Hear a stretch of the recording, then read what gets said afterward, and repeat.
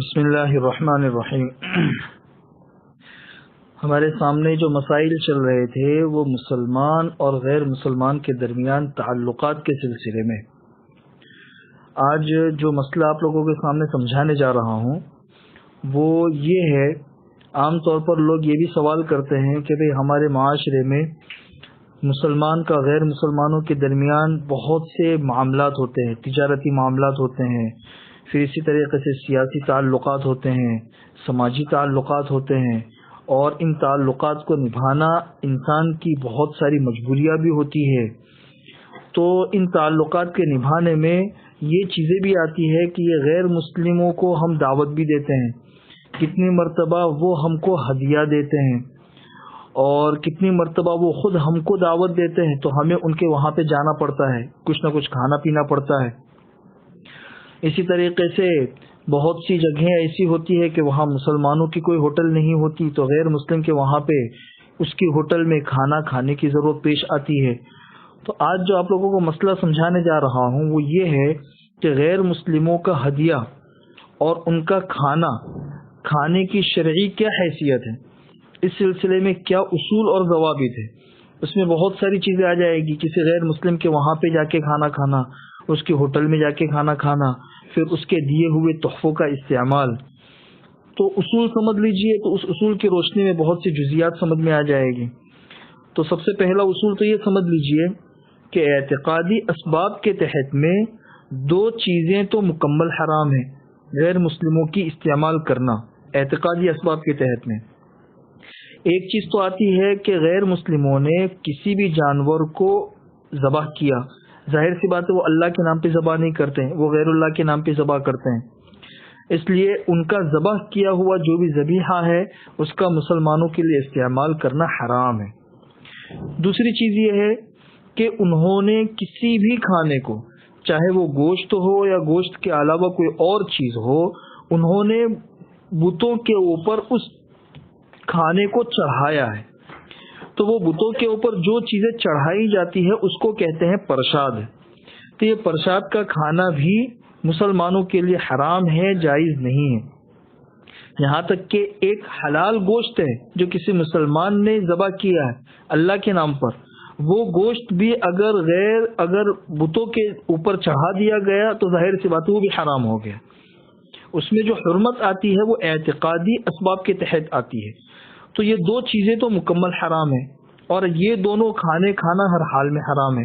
غیر اللہ کے نام پر ذبح کیا ہوا ہو یا کوئی بھی کھانا ہو اسے بتوں کے اوپر چڑھایا گیا ہو، اس کو پرساد کہتے ہیں۔ تو یہ دو چیزیں کھانا تو حرام ہے۔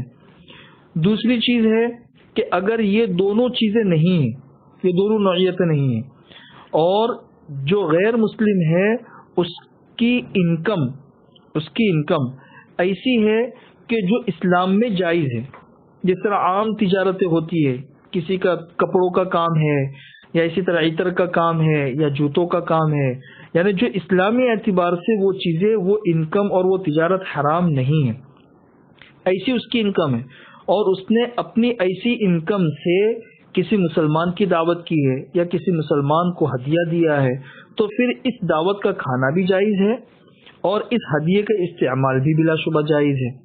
حضور اکرم صلی اللہ علیہ وسلم کو ایک یہودیہ عورت تھی، اس نے ہدیہ دیا، حضور اکرم صلی اللہ علیہ وسلم نے استعمال کیا۔ اسی طریقے سے اور بھی بہت سے غیر مسلم بادشاہوں نے حضور اکرم صلی اللہ علیہ وسلم کو ہدایہ دیے، حضور اکرم صلی اللہ علیہ وسلم نے اس کا استعمال کیا۔ اس کی بہت سی مثالیں ملتی ہیں۔ دو چیزیں ہوئی۔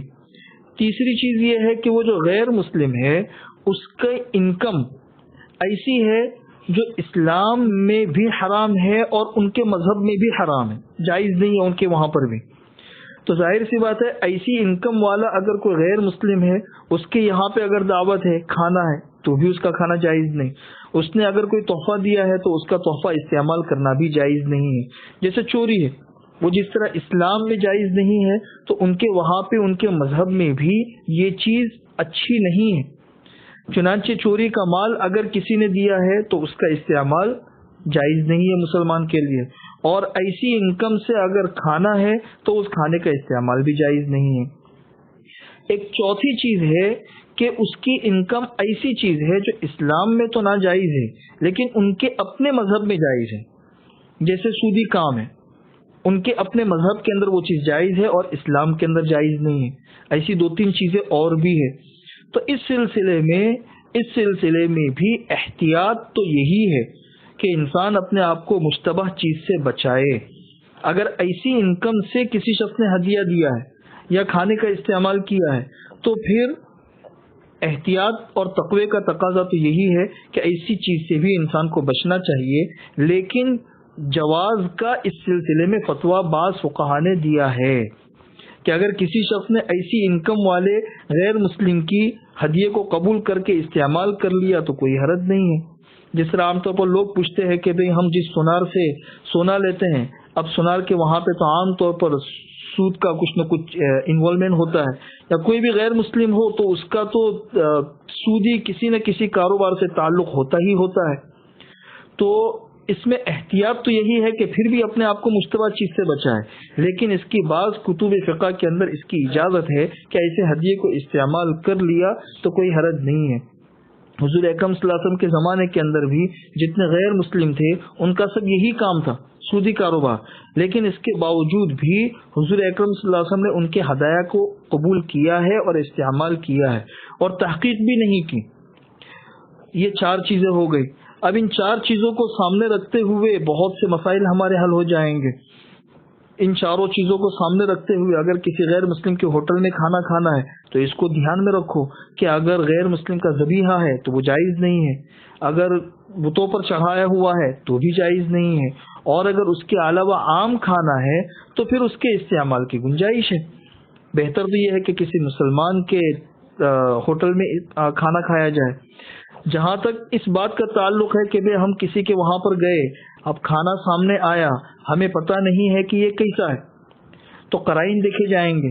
گوشت ہے تو اس کا استعمال تو جائز ہی نہیں ہے، ظاہر سی بات ہے، اور اگر پتہ چل گیا کہ یہ بتوں کے اوپر چڑھایا ہوا ہے تو بھی اس کا استعمال جائز نہیں ہے، اور اگر اس سے ہٹ کر کوئی چیز ہے اور ہمیں اس کا پتہ نہیں ہے کہ سامنے والے کی انکم کیا ہے تو پھر بھی اپنے آپ کو محتاط رکھنے میں احتیاط تو اسی کے اندر ہے۔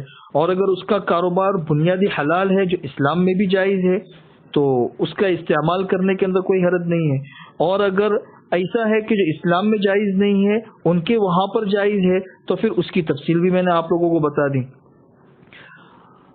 غیر مسلموں کو اپنے یہاں پر دعوت دینا، حضور اکرم صلی اللہ علیہ وسلم پر جب یہ قرآن کریم کی آیت نازل ہوئی وَأَنذِرْ عَشِيرَتَكَ الْأَقْرَبِينَ، اپنے قریبی رشتہ داروں کو ڈرائیے، تو حضور اکرم صلی اللہ علیہ وسلم نے اپنے خاندان کے جتنے لوگ تھے جو اب تک مسلمان نہیں ہوئے تھے ان سب کو دعوت دی اور کھانے پہ بلایا اور پھر اسلام کی دعوت دی۔ اس سے یہ بات سمجھ میں آتی ہے کہ اگر اسلام سے قریب کرنے کی غرض سے غیر مسلموں کو بھی اپنے یہاں پہ دعوت دی جائے تو یہ ایک اچھا عمل ہے، ان کے سامنے اسلام کی ایک خوبیاں جائے گی کہ اسلام اس بات کی بھی دعوت دیتا ہے۔ اسی سے لگے ہوئے یہ مسائل ہے تجارتی اور معاشی، کہ کسی غیر مسلم کے وہاں پہ ملازمت کرنا اور کسی غیر مسلم کو اپنے یہاں پر ملازم رکھنا، یہ دونوں کی دونوں چیزیں جائز ہیں۔ جس طرح بعض گھروں کے اندر روٹیاں پکانے والی غیر مسلم کے بھی کوئی عورتیں ہوتی ہیں، غیر مسلم کو اپنے یہاں ملازم رکھنا اور غیر مسلم کے یہاں پہ ملازمت کرنا، یہ دونوں چیزیں درست ہیں۔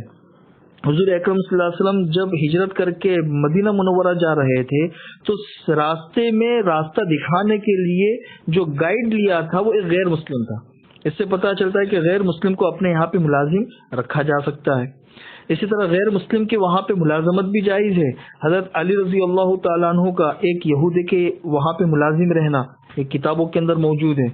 حضرت خباب رضی اللہ تعالیٰ عنہ لوہاری کا کام جانتے تھے، عاص بن وائل کے لیے انہوں نے کام کیا ہے۔ عاص بن وائل جو ہے اس نے اسلام قبول نہیں کیا تھا، اس وقت حضرت خباب رضی اللہ تعالیٰ عنہ نے اس کے لیے کام کیا ہے۔ اسی طرح غیر مسلم ہے تو ان کے ساتھ پارٹنرشپ بھی کر سکتے ہیں۔ حضور اکرم صلی اللہ علیہ وسلم کا اسلام آنے کے بعد ابو سفیان کے ساتھ، اسی طرح جبیر بن مطعم کے ساتھ پارٹنرشپ کرنا یہ کتابوں کے اندر موجود ہے۔ حضور اکرم صلی اللہ علیہ وسلم نے ان کے یہاں پہ سرمایہ کاری کی ہے، اس لیے غیر مسلمین کے ساتھ میں پارٹنرشپ کرنا یہ بھی جائز ہے۔ بقیہ انشاءاللہ مسائل ہے وہ کل آپ لوگوں کے سامنے آ جائیں گے۔